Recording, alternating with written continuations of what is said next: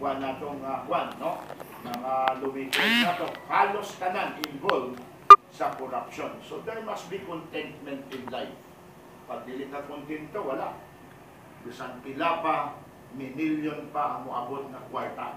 But pag kontento ka, kahit gamay lang ang sweldo, at least malipayon ka na. Another, then itong dapat excel in your service, in your police service. Kailangan mo excel ta, maningkamo ta nga mo saka, maningkamo ta mag-improve, maningkamo ta nga mag-promote, maningkamo ta nga bago ta mo retire. Mandatory 56 ang retirement na to. And bago unta mo abot na, at least nag-excel ang matag usa ka nato, no? Matag usa ka ninyo. And the next one, last two na ta, we must show our love for God. Minsan makalimutan ni ani nga butang. Duman nato nga ang atong kinabuhi ulam lang nato sa Ginoo. No, ulam lang ni. Moabot ang time nga bawion ni sa Ginoo sa ato. So ulam ra gyud ni, dili ni dugay. Ang uban hangtod lang 50, ang uban 60, ang uban 70.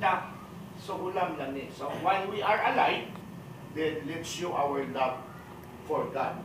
And the last, medyo ga ulupaspas gamay ta kay may naa pa kung sa station na tuan, we must serve with excellence. Dili na ka, okay na ni, total nakahimo na ko. Kinahanglan number 1 kanunay ta, kinahanglan na ata sa unahan. Kinahanglan may naat ang mga record-breaking na mga accomplishment. We must serve with excellence. Okay? So, i-review na ito gamay bago na magsara. Tanaw na ito. May ilustrasyon ako may pakita sa inyo. Ining ilustrasyon speaks of a lot of truth. Okay? Kapasan kini sila ng mga cross. May usabiha nga kanunay mo reklamo na bugatan sa iyang cross. So, ang ginawa niya, ingon niya sa Ginoo, Lord, it's too heavy, please cut it down a little. Bugat man ni Ginoo, pwede ba? Putulan na to. Of course, naputulan, ayun na. Naputulan, medyo pa bito-bito na siya, o kinakaha. Later on, nagreklamo na naman, Lord, please cut it down a little more. Kamay pa, dugangi pa Ginoo, para I'll be able to carry it better. So, giputulan na naman. Okay, tanaw na to. Pagputol niya, siyempre, samot na nga nagubos. Lipay na kayo siya. Sunod, may naadi ay tabukunon, no? May bangin. Ang mga kauban niya, tanaw na to, ayun, ginamit nga tulay. Nakaabot yun. Tanaw na itong iyak ka. Tanaw na to. Ayun. Wala kaabot. Unsang mensahe nila. Osbon ko sa introduction kanina, there is no shortcut. Mensahe gusto ko kaabot sa inyo. Sometimes may mga kalisdanan, may mga hirap sa inyong pangalagad.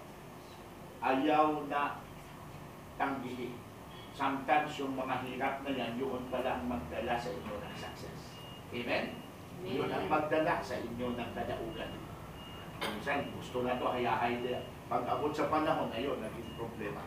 O kana, tanawo na ito, wala siya nakatabo. Kaya nga naman, sa sobrang kaputol, halaputol, gusto niya gaan, gusto na sa'yo, ayun, nahimo. Disquido na noon, wala na siya kaabot sa success. Okay. So, finally, ato karon i-review, Brother Jarrell. Tanawo na ito ang atong lesson, salvation of the soul. Ito ang mga hagdan sa success, kabalutan mo uphold ng God's holy word. Ang sunod is commitment to serve.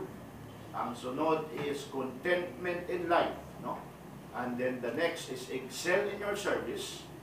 And then show your love for God. Lastly, you must serve with excellence. So, sa ato hidden message nila, success. Okay? Mga ang kadaugan. So, congratulations, nahuman ninyo ang module nato, nahuman nato ang requirement, and you will be honored, recognized as a station na makatagan na mo o tawag niya ni certificate na nakagraduate ang iyong station under Major Oliver sa una nakapagraduate po na din sir, pamangganit na mo ikutang ang video sa fire station. So ikaw na lang magpili sa ta basta suggest po na sir.